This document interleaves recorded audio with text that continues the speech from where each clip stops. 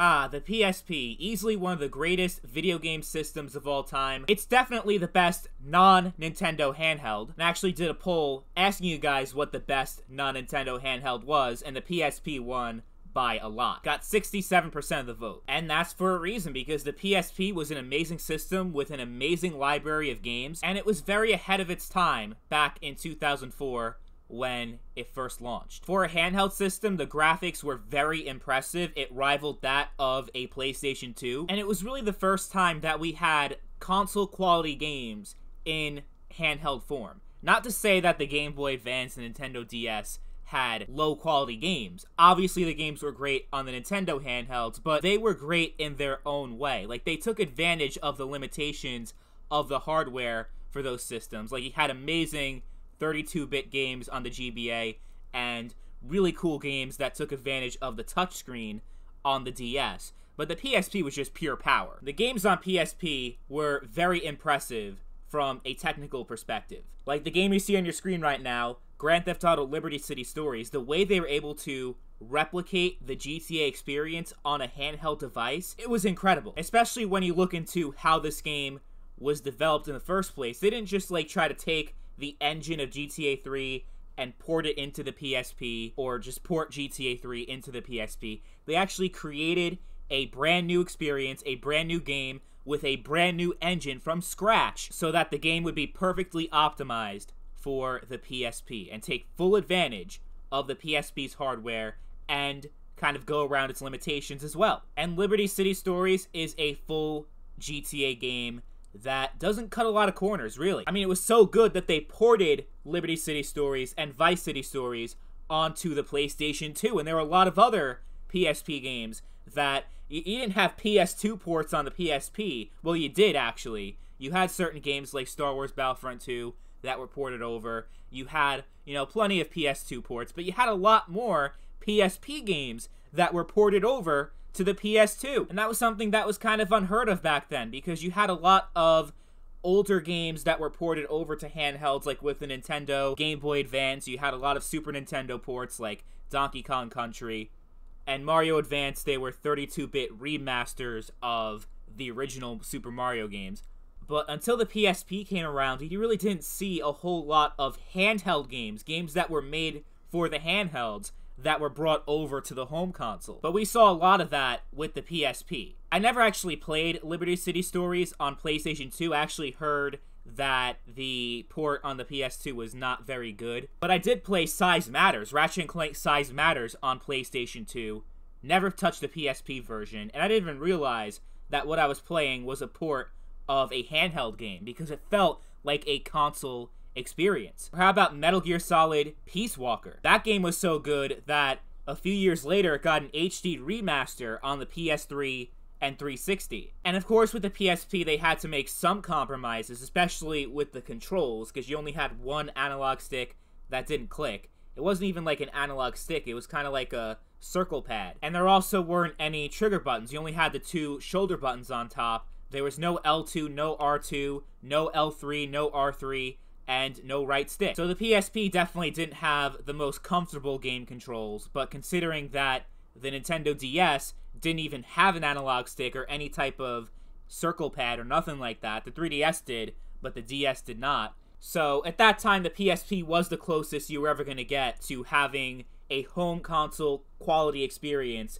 on the go, even if it wasn't an exact one-to-one replication of what you would get on a home console. I would say it would be like 80-85% of a home console experience. Still, it was really good though. But the PSP was so much more than just a video game system. It was also an MP3 player where you could play music, you can play videos, you could play movies, TV shows. There was so much that you could do with the PSP that extended so far beyond gaming and playing video games. I remember I got the Nintendo DS before I got my PSP. It wasn't until like late 07, early 08 when I actually finally got my hands on a PSP. My sister had one way before I did, and she wasn't even much of a gamer. She didn't play a lot of video games on it. Like, she had a couple of games, but she mostly used the PSP for the other features that were outside of gaming, like playing music, playing movies, playing shows. I'm pretty sure a PSP was a lot cheaper than any MP4, MP3 player, because, with handhelds and consoles, they sell the system at a loss. so the upfront cost is much cheaper, and Sony makes their money through software. That's how the whole handheld console market works. Now, some people say that the PSP was a failure because of the piracy problem that you had over there, even though really you didn't have much more of a piracy issue on the PSP than you did on the Nintendo DS. The Nintendo DS, if anything else, was easier to pirate than the PSP. I remember the first day that these Pokemon games came out back in the day on the DS. It was already, you already had a ROM out there, you already had an emulator, and you got it for free. And they also had those little, the little things that you put into the cartridge slot that would just have all these games loaded onto it without you paying for it. So yeah, the DS had a piracy problem also. Like, people like to paint the picture of the PSP having such a huge piracy problem compared to the DS, but if anything else, the DS actually was worse. Even though, you know, the PSP being such a modern device at that time, you're able to connect to the internet and everything, people obviously did a lot of piracy. They stole music, they stole movies and TV shows and everything, and they also pirated video games.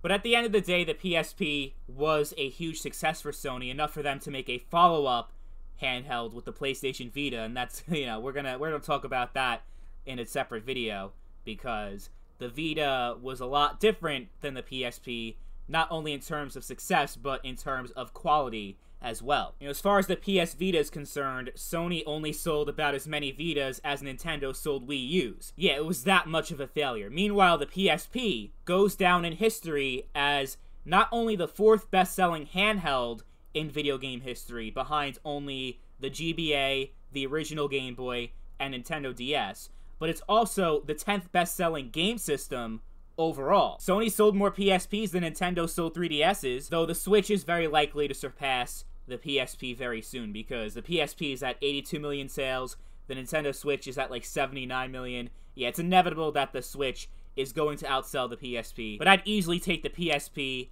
over the Switch any day, because while the Switch and PSP both have an amazing first-party library of games, the PSP just has so much better third-party support. The game library overall is a lot more robust on the PSP, because you have games that were tailor-made for the PSP system in mind, like Liberty City Stories, for example. While with the Switch, all the third-party support you get, they're games like Overwatch that were already released on other game systems, but they run a lot better on those systems, because the Switch is too underpowered to be a viable home console, but too large in size to be a viable handheld, so it kind of does a shitty job at both, while the PSP is just an amazing handheld system that, you know, does rival the quality of console games, while not trying so hard to replicate entirely what a console is, because you can't do that, because handhelds are always going to lag behind home consoles in terms of hardware and performance. Just 2 years after the PSP was released, we got the PS3, so yeah, in terms of hardware and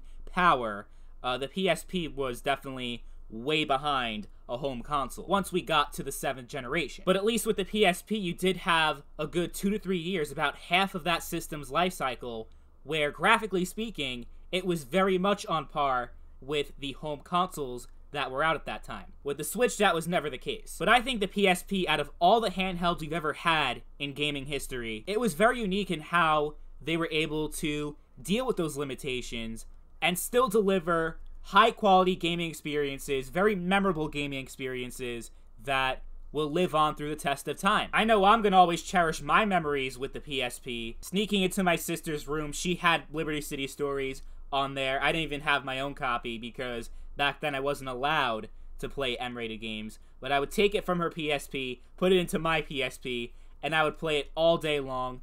My parents wouldn't even know what I was playing because, you know, I had the handheld, so they couldn't even see what I was doing. I also played a lot of Star Wars Battlefront Renegade Squadron on the PSP. I think it actually came with my PSP system. And you guys know how much I love Battlefront 1 and Battlefront 2 on the PS2. So having a brand new Battlefront experience, it was really exciting for me. And obviously it wasn't the same as the PS2 games. It wasn't as good, but it was still a lot of fun being able to play a Star Wars game on the go like that. I enjoyed it quite a bit. I think the worst game I ever played on the PSP was Sonic Rivals 2. I hated that game so much. It was so bad. It was like an on-foot racing game in the Sonic series. I wouldn't recommend you check it out. It was pretty shitty. But that was like the one negative experience that I have with the PSP. It was all mostly positive. I still played a lot more games on my DS than the PSP back then. Probably because the DS was more kid-friendly and I was like 9-10 years old at that point. So I was really into Pokemon and shit like that. But the PSP was still great. If I had to make a list of the greatest handhelds of all time, the PSP would have to be number 2 or number 3. It's definitely the best handheld not made by Nintendo and one of the greatest video game systems of all time.